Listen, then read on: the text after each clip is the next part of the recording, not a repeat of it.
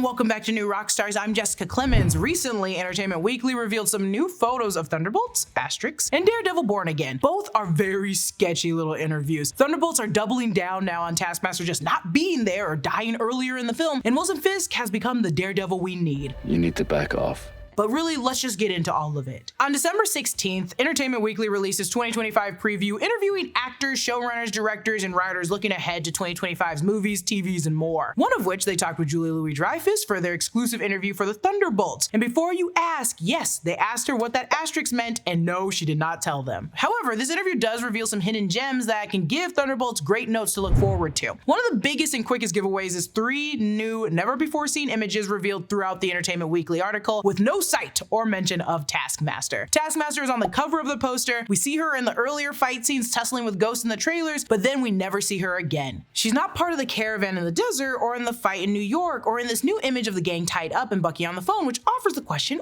why? It's easy to deduce she'll probably be an early casualty, but due to whom? Is it Val, the Thunderbolts, or is it Bob? Bob, aka Sentry. Maybe I'll stop calling him Bob. I just like that name. I believe it'll be Sentry because Taskmaster survived falling from a crashing plane, and most of every battle she had with a person one-on-one, even with a gun, she survived and won. So this person had to have killed Taskmaster by surprise or with a much better hand or unique ability. Another image shows us Val with a group of workers under a tent likely used for outdoor monitoring. This is like the one they had for Wanda and WandaVision. This man next to her in tactical gear has OE on his chest. This is actually OXE, and in the comics it was introduced in Ultimate Fallout number 3. It was founded by a life model decoy of Valentina Allegra de Fontaine after the original Contessa allegedly died in a Russian gulag. There was a group called the Outer Circle, which was basically the Illuminati of Marvel Comics. I'm sure there was another Illuminati of Marvel Comics, but they also acted like the Illuminati of Marvel Comics. They wanted to shape the world in the way they saw fit, and after it dissolved, Bucky approached Val and was like, hey, I got info from my time of working with the Outer Circle. I think me and you, with Ox's resources, could build a new team, and with that intel, they formed the Thunderbolts. They show the same symbol for OXC on the man's chest on the paperwork, and what we expect is the Watchtower, the holding facility for Sentry in the Thunderbolts trailer that we saw earlier this year. So this company, being Val's from the comics, is bleeding into the MCU. So Val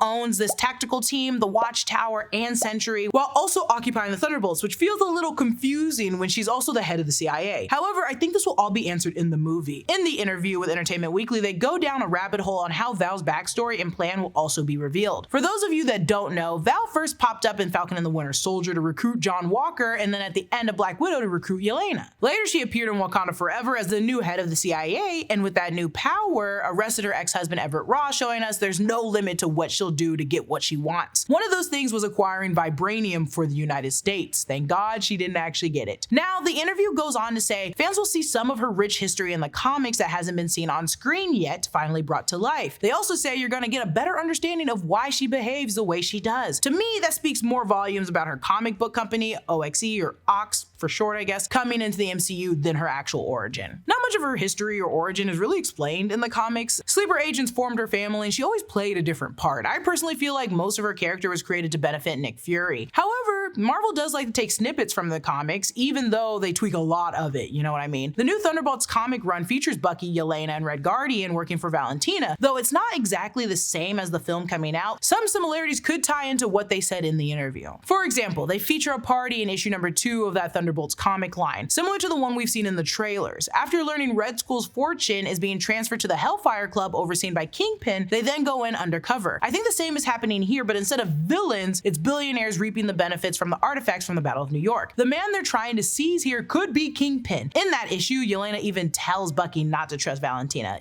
But I digress. Val also mentions this in the trailer. We're brought up with this belief that there are good guys and there are bad guys, but eventually you come to realize that there are bad guys and there are worse guys and nothing else. This leads me to believe that Val has learned the hard way not to trust people, and we'll see that actually play out in the movie and at whose hands she first put trust into. In all, in completion, in everything that's in this interview, I think her relationship with Ox and Bucky, thus creating the Thunderbolts from the comics, will play out in the movie and gives way to the many times we do see Bucky retaliating on his team in the trailer. I don't think the Winter Soldier has returned, but I think he's working closest to Val. Our intuition is correct that Taskmaster will not be playing with us and will die or be incapacitated by the second act. The interview then reassures us we'll see the full details of Val's plan and her backstory, but also confirms that Val thinks she's always 4 steps ahead until she's not. So though this team is a band of misfits, they still can get the upper hand and probably will. This video is sponsored by Helix Sleep. Visit helixsleep.com/rockstars to get 20% off your mattress plus 2 free pillows. You deserve a better mattress, and Helix has a 100-night sleep trial, so you get more than 3 months to make sure that you love your mattress. Plus, their mattresses have a 10-year warranty. Helix also offers financing options and flexible payment plans, so you can get the perfect mattress right now. Finding your perfect mattress is so easy thanks to Helix's sleep quiz. I wanted a medium, firm mattress with lumbar support and that sleeps cool, and I got matched with the Dusk Luxe Helix mattress. I've had it for a few years now, and it's fantastic. Helix offers 20 unique mattresses, including the award-winning Luxe and Ultra Premium Elite collections, Helix Plus for big and tall sleepers,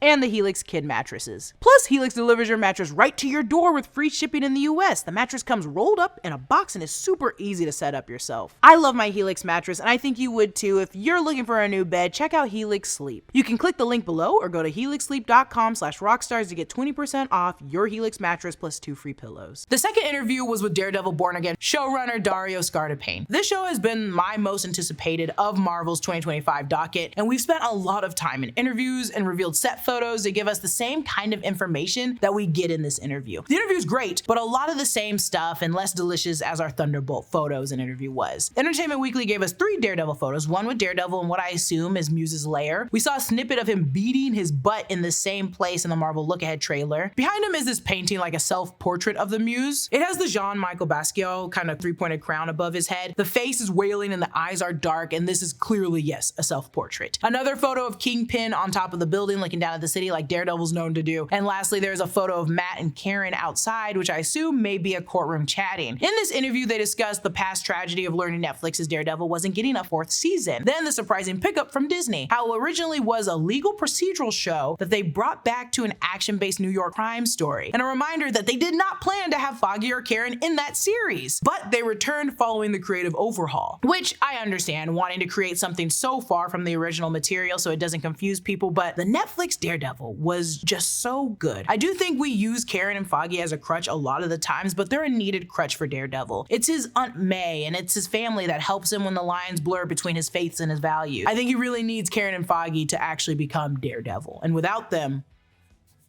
he's probably a monster. They go on to reassure us that the show is just as violent as before, if not a little more so, and they wanted to keep the demographic and the audience older so nothing's dumbing down to capture a wider net of people. They note how the trick was capturing the DNA of the old Netflix show by pushing it forward into something new, which I feel like they've cooked properly into, by allowing Bullseye and Punisher to return along with the new villain Muse. I've mentioned this before on the channel, but Muse is an artist who uses his skills to commit crimes and keep the cops aloof. According to Charles Soule, who created the character with Ron Garney, they said that he's a serial killer, misunderstood artist, and according to Daredevil Born Again, from what I've seen, they stuck to the brief. Since they're staying brief with this character, it seems like he'll be doing exactly what we assume a deranged serial killing artist would do, using his victims in the city to tell a story. In the comics, he made murals from the blood of missing people, and he used corpses to make sculptures. It seems like both Fisk and Daredevil might have a mutual hatred for Muse, which will be explored in the series. Returning to Karen and Matt's wearing the same clothes from the Marvel Look Ahead when he's talking to Fisk in that really busy neighborhood. Behind Fisk, you can tell someone's wearing a hat that says "Fix It." I'm sure this ties in with his like running slogan, something like "Fisk will fix it," which is ironic seeing as, you know, what he's known to do with hammers. Some folks think this scene is tied to set photos I'm not really gonna show here, but could give reason to Foggy being dead or shot. And this would be the actual hospital. I think Matt would be a little bit more distraught if that were the case, and these benches are more common outside of courtrooms than they are in hospital. Though it's worth noting that Karen's eyes are bloodshot, kind of like she's been crying a lot. So this could be coming after that horrible incident in which she feels that Matt doesn't care enough. The showrunner also mentions in the interview, we're doing a couple of different things this season that have not been done in 40 years of comics, which feels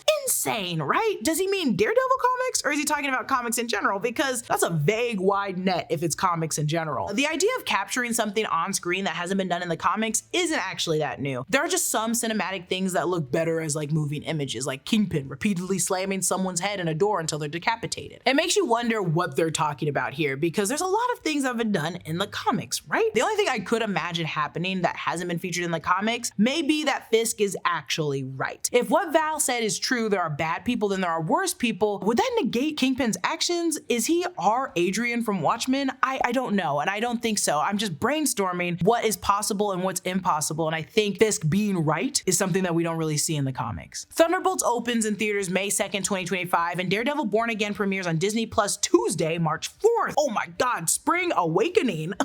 Not the musical, my real life attitude. Both of these great projects are highlighted in great interviews covered on Entertainment Weekly's 2025 preview. Go over there and take a look yourself for them. Let me know in the comments which one you're most excited for, where you think Taskmaster is, and what hasn't been done in the 40 years of comics, because I feel like even if we're including all the indie comics, any comic, a lot has been done. It has to be Daredevil's comics, right? Which Fisk is always wrong in those. Fisk is a bad guy. You let me know in the comments below. Follow me at Lulu_Clemons. Subscribe to all 3 channels in the new Rockstars network for breakdowns and news coverage of everything you love. Thanks for watching. I'll see you guys later.